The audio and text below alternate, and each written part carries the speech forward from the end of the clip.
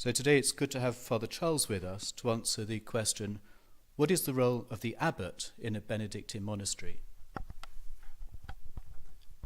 St. Benedict, the 6th century pioneer of a softer, more European style of monasticism, had a very clear idea of what sort of person an abbot ought to be.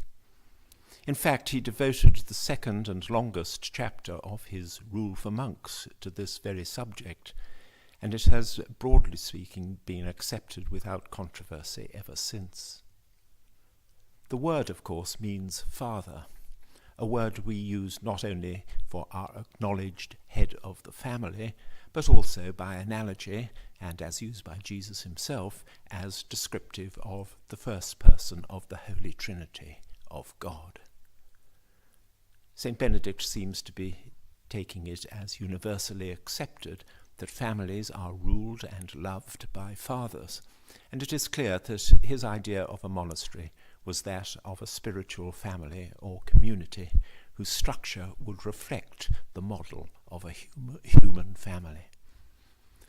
Jumping forward some 400 years, we have to acknowledge that while we accept the basic principles which lie behind Benedict's idea of the abbot's role, and they were not entirely original even in his own day, we are now in a very different era and culture and have to develop and adapt accordingly. By the 11th century AD, for example, Western society had morphed into what became the feudal system, by which our social model was not so much fathers and sons as lords and vassals. St. Benedict had directed that abbots were to be chosen by their own community, one of the earliest examples of true democracy. Yet now the abbots of larger and wealthier monasteries were being chosen by kings, sometimes for political or financial reasons, so that with a few honourable exceptions, the fundamental principle of fatherly care of the brethren took second place to power and status, with abbots being addressed as my lord and even sitting in parliaments. Some reforms, such as that of the Cistercian monks who followed strictly St. Benedict's rule, were designed in part to remedy this, and with the suppression and refounding of many monasteries in the 19th century, democracy was largely restored.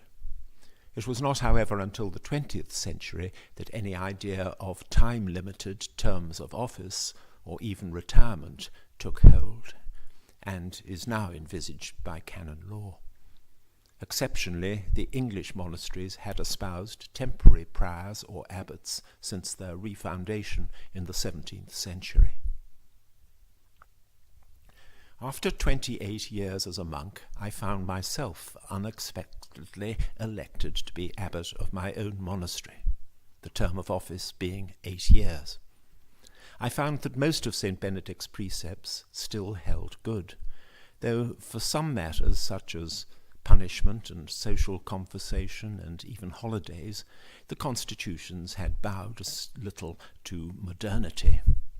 What I found encouraging was the extent to which the community would instinctively rally round with practical and even emotional support if they thought that their abbot was struggling or under pressure.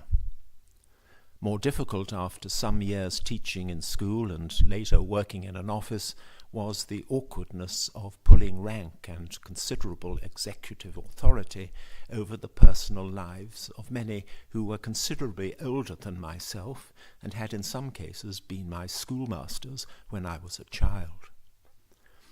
I certainly felt the burden of having responsibility for the well-being and even instruction of so many individuals, not just monks but staff and families as well. It was a great honour to have been elected by one's community, and they were years of both joys and sorrows. But I was not altogether sorry when they came to an end. Thank you, Father Charles. So really, to sum up, the abbot is, if you like, the head of the community in a monastery, but also the father and the teacher, and that's something that has lasted right from the time of St. Benedict all the way through history to today. Thank you.